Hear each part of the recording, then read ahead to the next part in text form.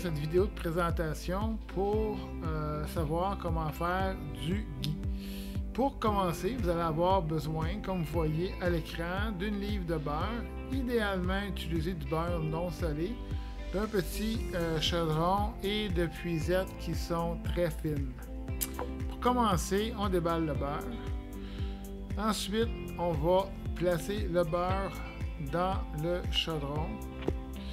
C'est plus facile normalement à deux mains. On va mettre le feu à, idéalement, tout dépendamment de votre cuisinière, mais moi je le mets à 3, donc entre 2 et 3 à ajuster en fonction de votre cuisinière. Donc, on prend le beurre, comme je disais, avec deux mains c'est plus facile qu'une.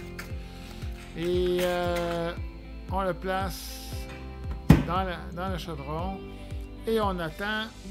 Et ce qui va arriver, c'est que le beurre va fondre et se mettre à bouillir comme vous voyez à l'écran.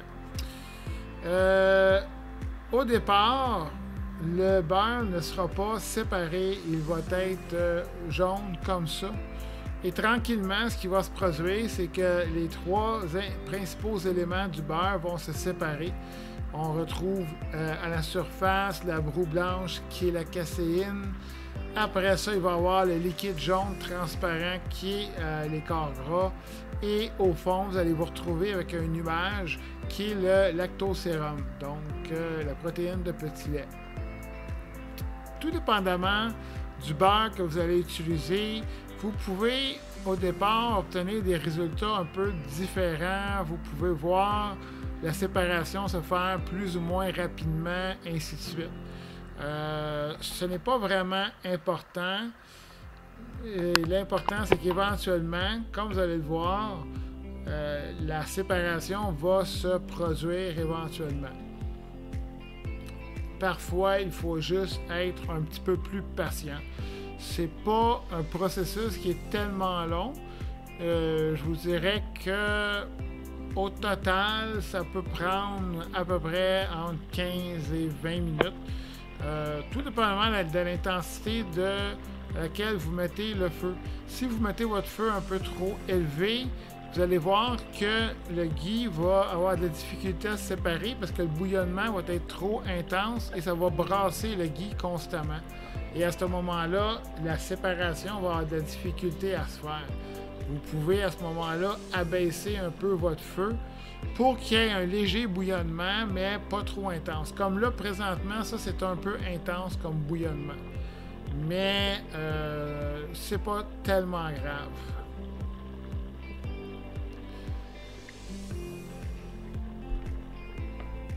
Dans mon cas, ce que je fais, comme vous allez voir là, à l'écran maintenant, j'ai réduit un peu l'intensité du feu, le bouillonnement a diminué un peu et on peut voir que bon, la broue blanche s'est intensifiée en surface et on peut voir à travers que le liquide commence à être plus jaune transparent qu'il l'était au départ. Donc la séparation commence à se produire présentement. Dans mon cas à moi, on peut le voir encore mieux ici. Dans mon cas à moi, ce que je fais, généralement, les recettes de ghee, quand la séparation est complétée comme ça, on vous dit d'arrêter et de séparer les trois éléments avec la puisette. On élimine la caséine en surface et après ça, on verse le liquide jaune sans verser, où il y a différentes techniques pour éviter de verser le lactosérum qui est au fond et ainsi de suite.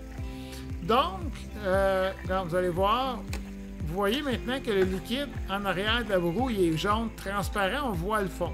Donc, c'est ce qu'on veut éventuellement. Donc, là, la séparation est bien entamée. Comme j'expliquais, personnellement, ce que je fais, c'est que je laisse plus longtemps. Et là, vous allez voir que, bon, vous voyez que la broue a monté en surface, le bouillonnement a diminué sans que je change la température de chauffe. Et ce qui se passe présentement, c'est que le lactosérum est en train de coller au fond de mon chaudron. Et moi, c'est ce que je veux. parce que ce qui va arriver, c'est que je veux faire coller et même brunir le fond pratiquement au point où il va brûler, mais juste avant qu'il devienne noir, ce qui va, coller tout le lactosérum au fond, ce qui va le rendre très facile à éliminer, mais surtout, ça va donner un petit goût de noisette à mon ghee, et c'est quelque chose que j'adore. Donc, ça donne un petit peu, pas de noisette, mais je m'excuse, mais plus de caramel au ghee, et c'est quelque chose que j'adore.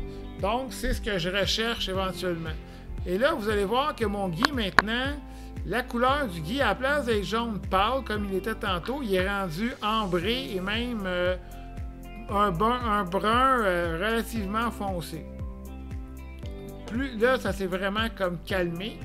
Et on peut même voir que la broue, il y a du brun dans la broue sur les côtés. Donc, je le sais qu'à ce moment-là, que le fond est rendu comme je le veux. Si vous voulez le voir, vous pouvez prendre la puisette et le tasser un peu. Vous allez le constater à ce moment-là. Donc, un coup qu'il est rendu à mon goût de cette façon-là, ce que je fais, c'est que j'ai fermé le feu. Ensuite de ça,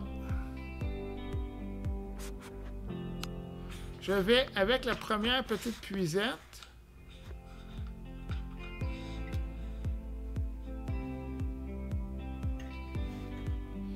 Je vais commencer par enlever la caséine en surface.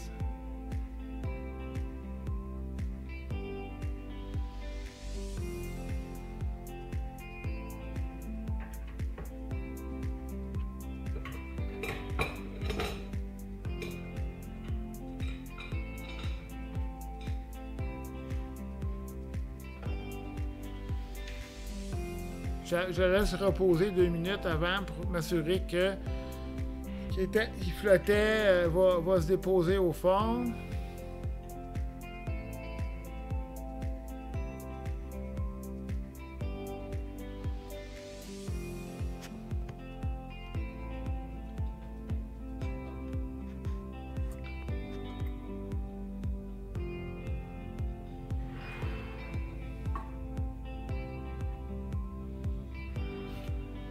Donc, j'enlève le plus gros de la caséine en surface.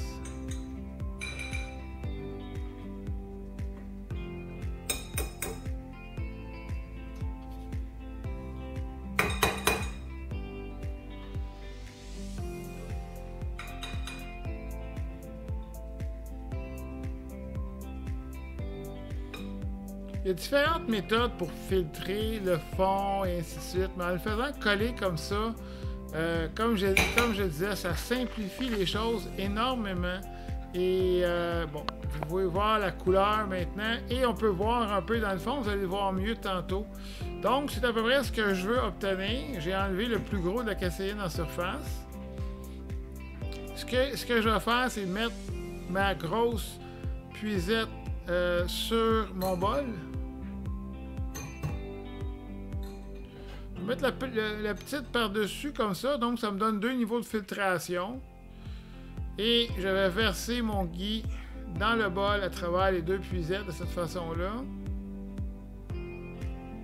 Sans vraiment me casser la tête avec les résidus et tout ça, parce que le fond est déjà collé de toute façon, donc il ne viendra pas. Regardez. Donc vous pouvez voir, le fond n'est pas brûlé, mais il est vraiment brun foncé. Fait que le truc, c'est vraiment d'aller chercher cette coloration-là dans le fond pour ne pas transmettre un goût de brûlé au ghee non plus. Et vous voyez, ça me donne cette quantité de ghee. Il y a quand même une bonne quantité de ghee. Et ce que je vais faire à ce moment-là, c'est de le laisser sur le comptoir avec un couvercle. Si vous voulez le mettre au frigo, vous pouvez, mais attendez que le bol se refroidisse. Et le lendemain, c'est ce que vous allez retrouver. Le ghee va s'être durci et il va être redevenu solide comme ça, étant donné que c'est un gras saturé. Et ça, c'est un ghee qui est parfait pour faire la cuisson et tout.